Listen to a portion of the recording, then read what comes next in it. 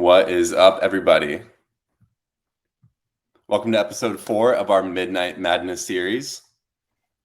If you've been here, this is our 4th episode, and we only have one left to go, and we've saved one of the best for you today.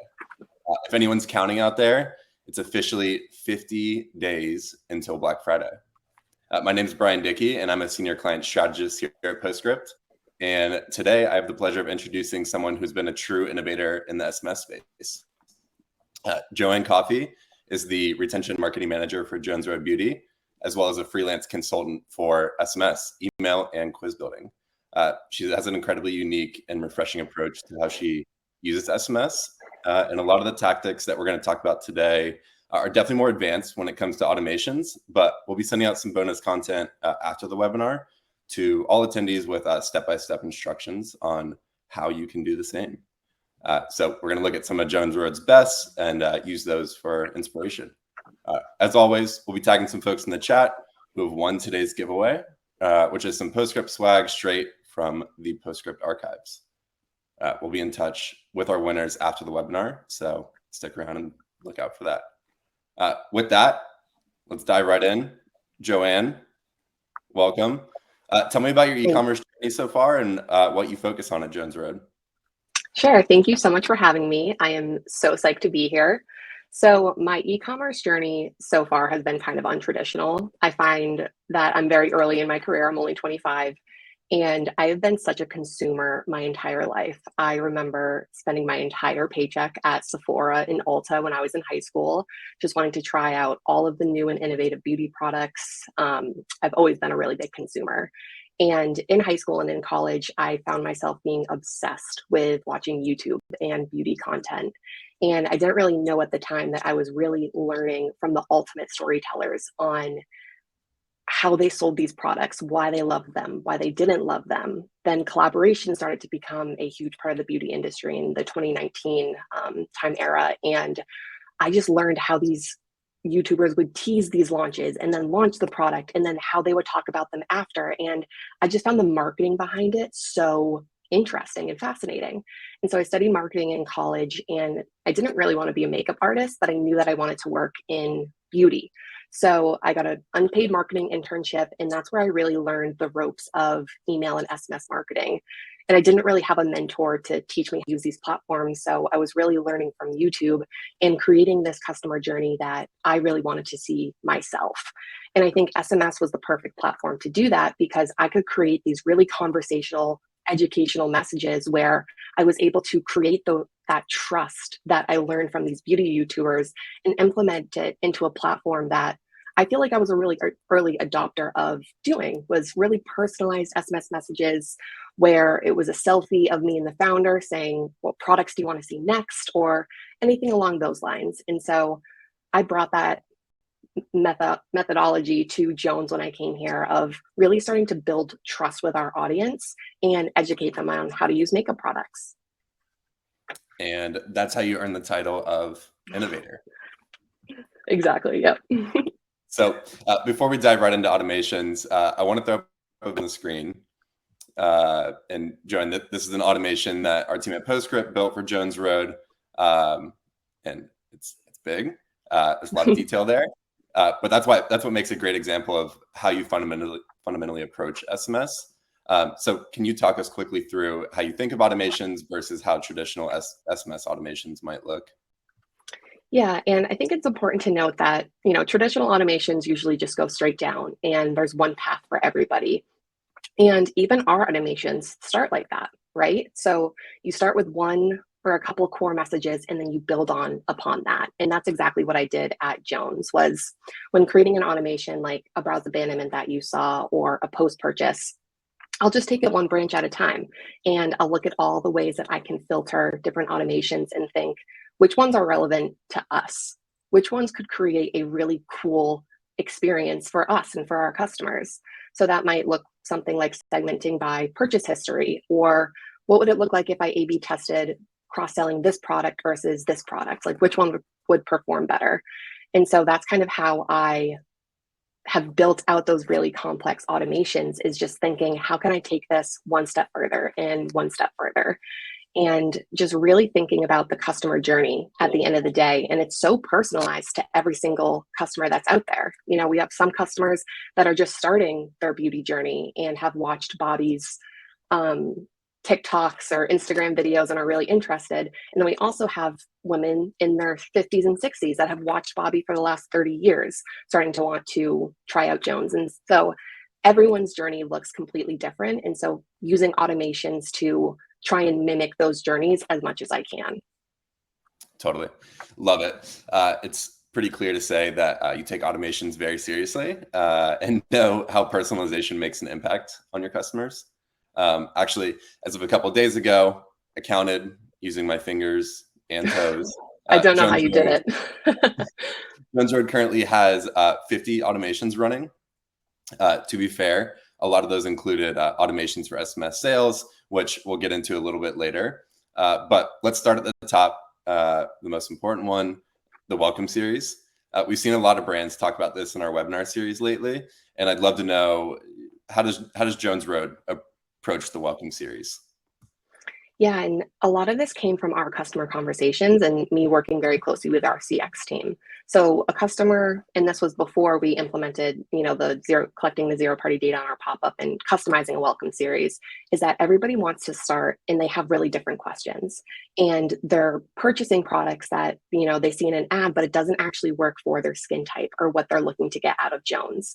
And so our goal was to figure out a way that we could create a really personalized experience that was best for that customer. And where we started was with skin type, right? So our best-selling product is a Miracle Balm. So it is a tinted balm that you can use as a blush, highlighter, etc. But it's really only good for people that have dry to normal skin. If you have combination to oily skin, that product might not work out best for you.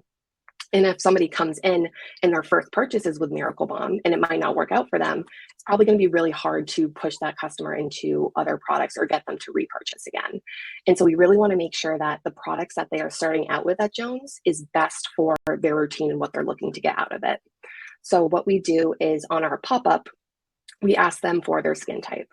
And we set up our welcome series to really recommend them products based on their skin type. So if they have dry, they're going to get information about Miracle Balm, about our foundation, about our skincare.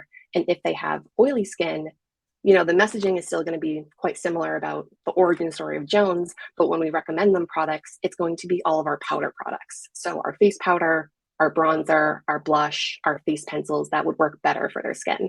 We're not even going to mention Miracle Balm or skincare or anything along those lines, because we know that those products might not work out for them in the end. And so we try to use this methodology when we're segmenting our audience in our automations and also in our campaigns. And I think the easiest way to create personalized segmentation like this is if we wanted to send out a campaign for our tinted face powder.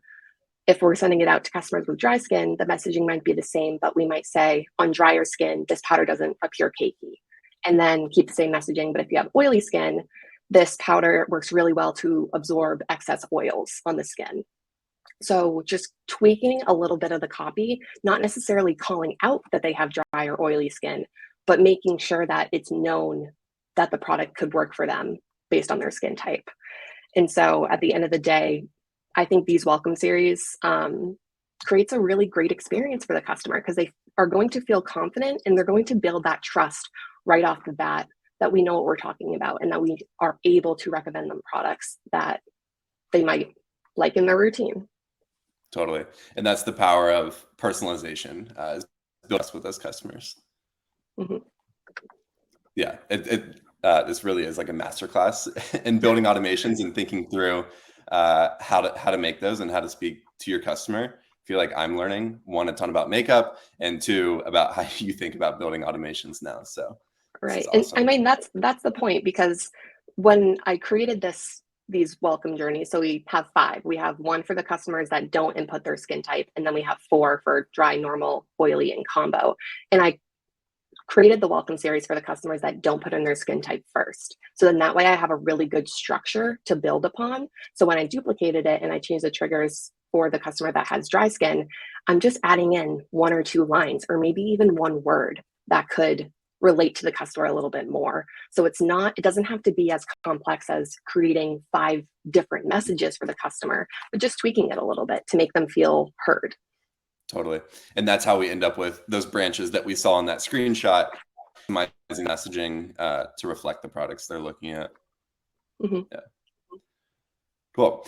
So since you're really drilling down into the product type and persona type for segments, how do you identify what makes the most sense to focus on first?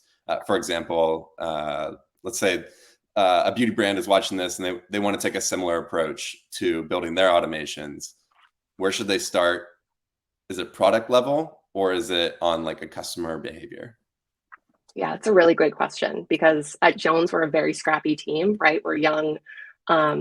We are, always coming up with new, different ideas. And so what we do is when we have a new automation that we want to implement, we always look at it by impact versus lift. So if it has a high impact and low lift, I know that I can put that higher up on my priority list. Or if it has a lower impact and higher lift, then I can focus on that maybe in Q2 of next year. And so that is how we really prioritize which automations that we want to set up, any updates that we want to make. And so it's a really great way for us to realize which flows or which projects are really going to make the biggest impact on our account. And so that's like the number one thing that we do to identify what should we really focus on first, right? Because there's so many ways that you could take automation and personalization and segmenting, and it can feel pretty overwhelming at times, especially if you're new to it. So that's the first thing that I would recommend is just look at things from impact versus lift. And if it's based on a product level or based on behavior, from all the tests that we've run, behavior usually has a higher impact and lower lift of something that you can create.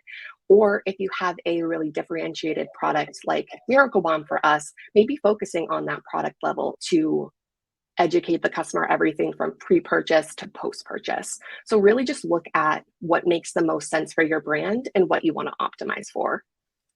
Sure.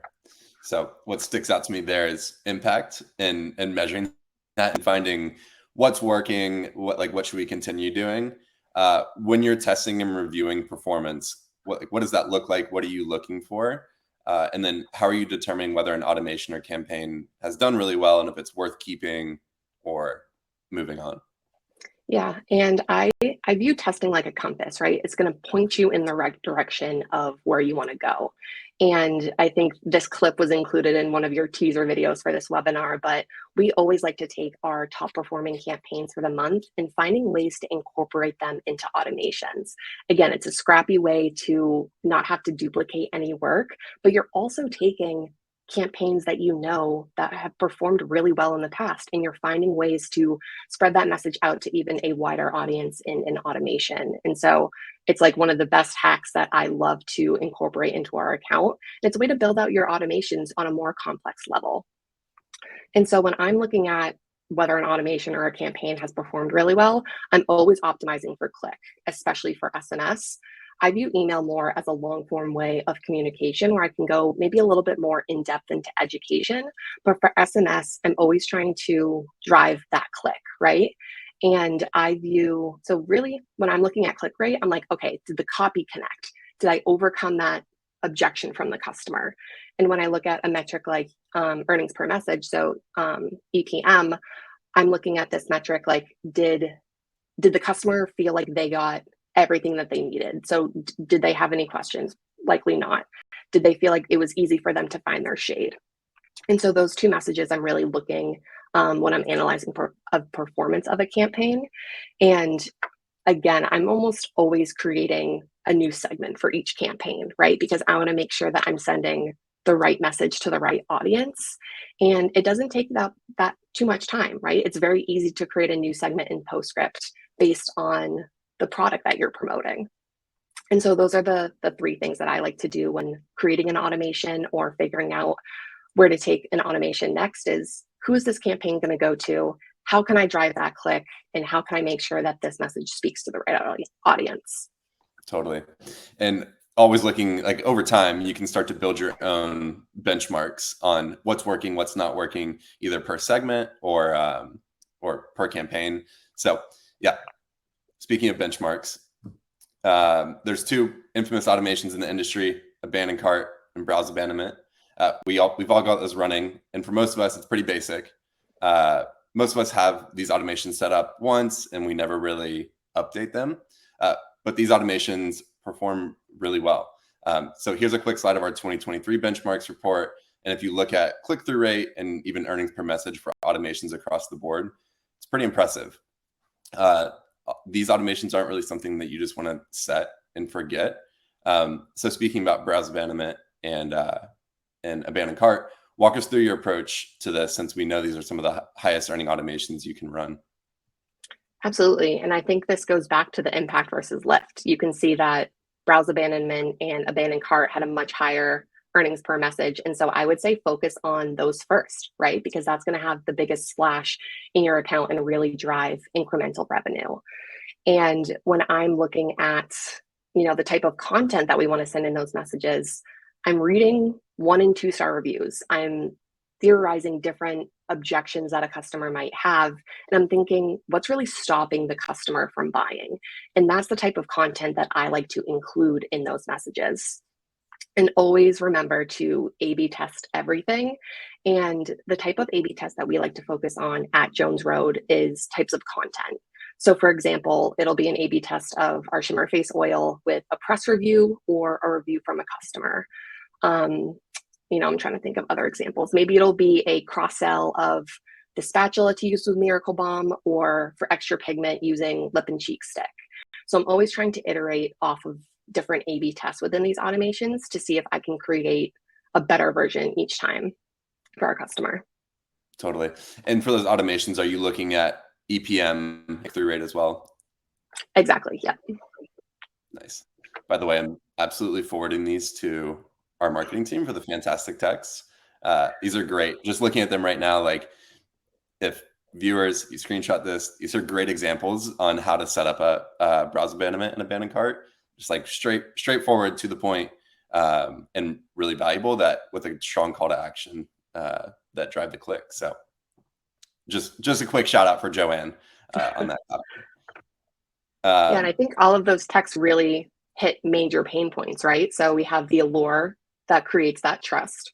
We have the persuasion of the 30,000 reviews, and then we eliminate the option of what shade should I pick by listing out our best sellers. And so those are all strategies that we think of. How can we make this as easy of an experience for the customer to click with, answering as many questions that we can in just a simple text. Sure. So we've looked at automations. We've talked about some campaign stuff. Do you have any tips on how to look at your SMS strategy, like holistically, and potentially see how you can improve on your entire SMS strategy end to end? Right. So, if I was a viewer in the webinar, I'd be like, holy crap, like 50 automations. How do you make sure that customers aren't getting 5 texts from you a day? And so on top of making sure that all of your trigger filters are set up correctly, I'm looking up random customers on Postscript, and I'm looking to see how many times that we've texted them throughout the week. I'm looking at their responses. I'm reading their responses. I want to understand what it looks like from the customer to get texts from us. Do they make sense at the end of the day? And so I think that taking a step back and looking at the experience from the customer's point of view is a great first step to realizing, what does our SMS strategy actually look like if I'm not the one that's in the back end looking at things? It's a great tip. And then also, I work very closely with our CX team. So I'm constantly asking them, what questions are customers asking you? What are the pain points that they're having? Any content ideas, like any popular questions that are coming up on social? And I think a great example of that is we have a Miracle Balm shade that's actually clear, and it's just supposed to be used as a hydrator, but it does have a tint, a light pink tint to it. And so customers will buy it thinking that it's going to be this light pink shade. And so if a customer purchases that variant specifically, we'll make sure that we say that this is a clear Miracle Balm. It's just supposed to be used for this, and this reasons. And so that way they understand when they get that product that it's not supposed to have any color to it. And I would have never known that if I didn't talk to our CX team and they told me that all of these customer complaints were coming through about this one variant. And so it's a great example of how useful it can be to figure out the perspective of the customer journey when you're not so in the weeds about it. Yeah, customers do a good job of keeping us honest and making sure that we're doing. Exactly. Yeah, hopefully we didn't lose everyone jumping over to the responses tab in PostScript and scrolling through conversations, but looks like we still have some people here. So if you had to pick one out of your 50 that are running currently, can you pick an all-time favorite automation? It's tough. I mean, there's so many, but I think post-purchase would definitely be my favorite because of how much research really went into this. Just like I said before, we really took our time to have customer conversations to uncover what they loved about the product, what they didn't love about the product, what they felt like they needed to know to use the product. And this really boiled down to us picking out the top 5 important reasons and educating them before the product even arrives to their door. So that first text they get one day after they ordered the product. So they're realizing that they need to break the seal, that they need to start with a small amount, and that they can build upon to get more color. And I think the gift of somebody actually breaking the seal is really important to show, because sometimes customers don't understand your verbiage, right? Like that might not come across as like, what is breaking the seal? You might have to show them how to actually do it. And so all of these points of education before they even get the product are going to create for a much better customer journey when they do get the product. And it might, we've seen a decrease in our return rate by about 5% from putting this post-purchase flow live. And so it really does have a strong impact in how the customer is using the product. Yeah, the visual on this first message is so good, and understanding how to break the seal and how to use the product. So another shout out for a fantastic there.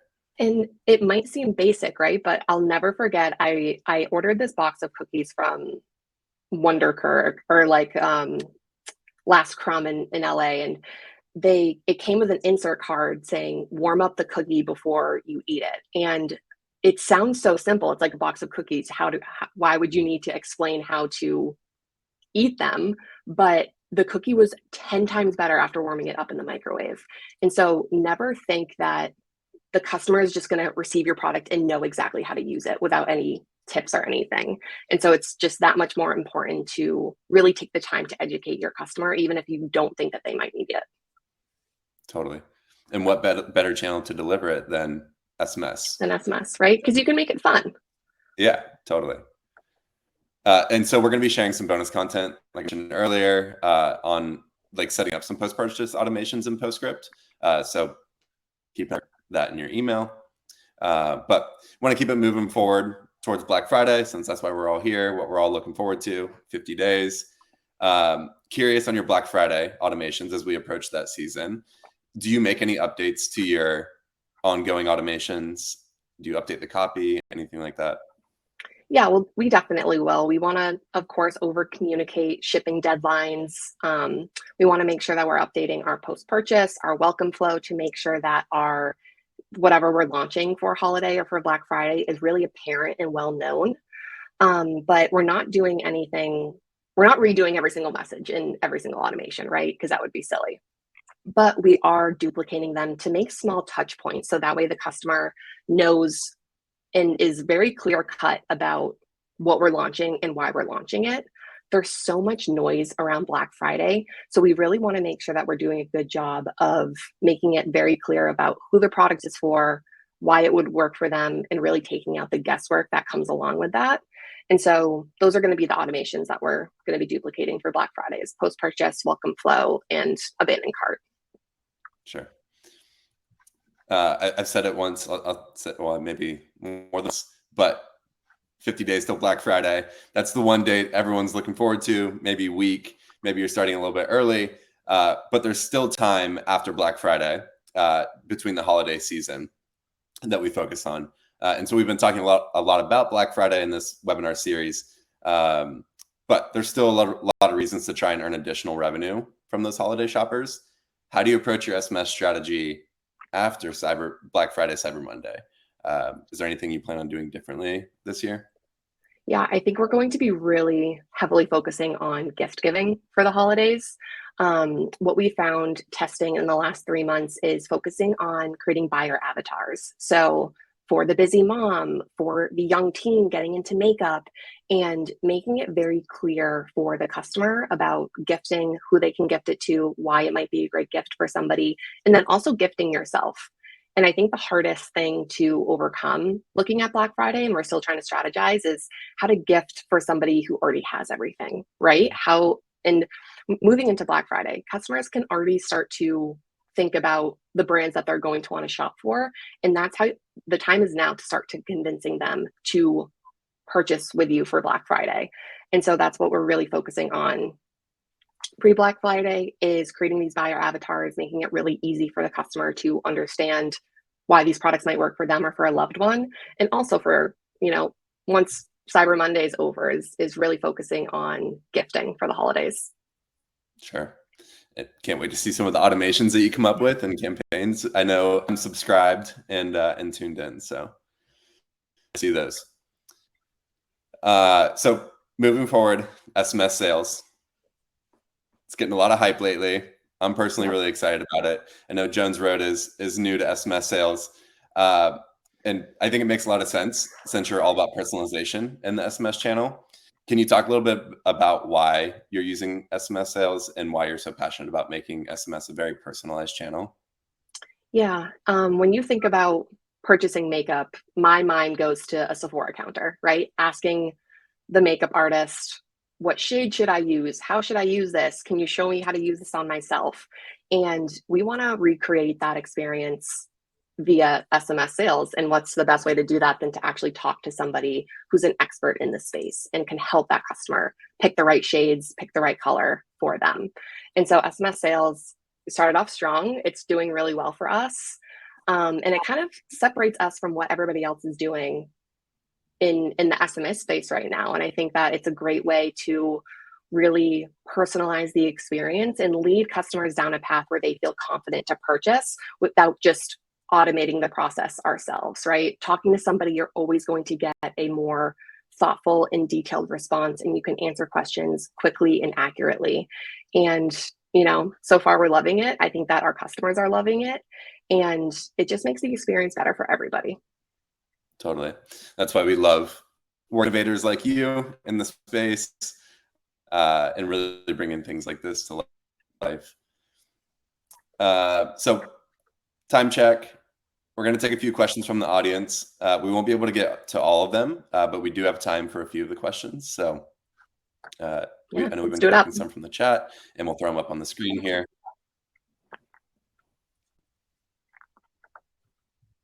Ooh, this is a good one. Cool. So first one. Yeah. How often do you refresh your abandoned cart? So I would say I'm looking at this biweekly, right? I want to see the difference in conversion rate if we're testing something. I want to see our click-through rate. These are all things that I'm analyzing. And we do have a couple of A/B tests that we're running for different content purposes. And so I want to check the progress of those tests. And so I would say I'm just going in bi-weekly or even monthly to make sure that everything is feeling, looking good. The response rate is well.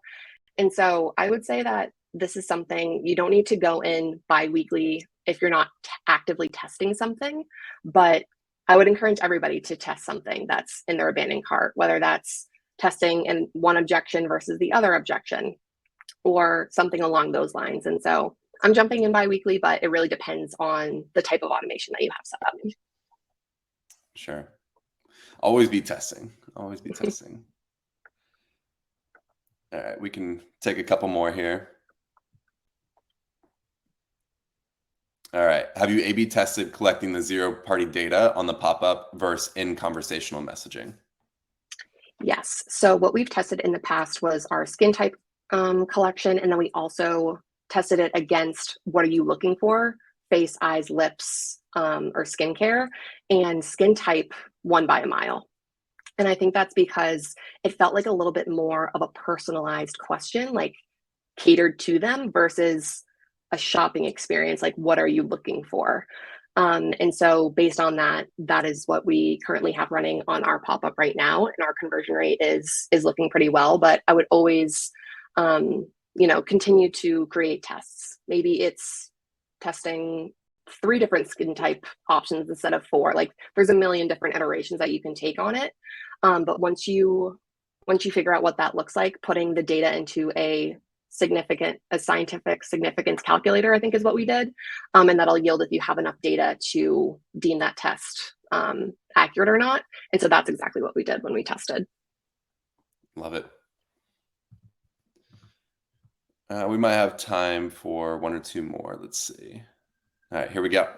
Does the pop-up automatically segment in the back end based on response? So this is referring to like custom properties. Yep. So we have separate welcome series set up based on the skin type that the customer selects. So we have 5 set up. Awesome. And then we can also create segments based on the responses that they gave us as well. Totally. Are you typically using that data in campaigns or automations or both? I would say both. Yeah. Just like I gave with the tinted face powder example, if we're going to send out a campaign for the tinted face powder, I'll try and segment by the skin type just to create that more personalized message. So it depends on the content that we're sending out, but it's a great tool to have. Totally. Yeah, highly recommend. I love the custom property pop-ups. Yeah, makes it super easy. All right, we got one more here. You obviously have a high level of care around recommendations and product expertise. How did you work with the SMS sales team to get the agents to be knowledgeable in the products and be able to make good recommendations? Yeah, this is a great question. So we actually sent the whole SMS sales team our entire collection, so that way they could feel the products, get a feel for the tones, the whole 9 yards. And our CX team and actually our store educators worked very closely with the SMS sales team to properly educate them on all of the products. So we felt before we even went live that each rep had a really good understanding of the brand tone, and especially the products, because those are probably the questions that they're going to be asked the most of. And so it's been working great so far, but I'm really glad that we took the time to really educate them on Jones in general and on our products. And just reading through the conversations, you can tell that they're very thoughtful and intentional. That's awesome. Yeah. Once again, using that customer feedback and conversations too. Yeah. Measure performance. So I'll make a call out if you haven't checked your responses tab in PostScript today or this week, go through it. You'll find some entertaining responses and probably some good feedback for your brand as well. Mm-hmm. Cool. Well, that's all for the questions. Joanne, just want to thank you for joining us today. You truly are an innovator in the space. So great to have you. Great to hear from you. Thank you for sharing your expertise with us. To the viewers, join us next week for our final webinar of our Midnight Madness series. We're going to be talking with Flux Footwear on Fondue, and we'll be talking about how they made their first million without ever using coupon codes. Pretty incredible. Awesome. So we'll see you next time. Thank you so much for having me. Thanks, Joanne. Thanks for sharing your expertise, and we will see you later.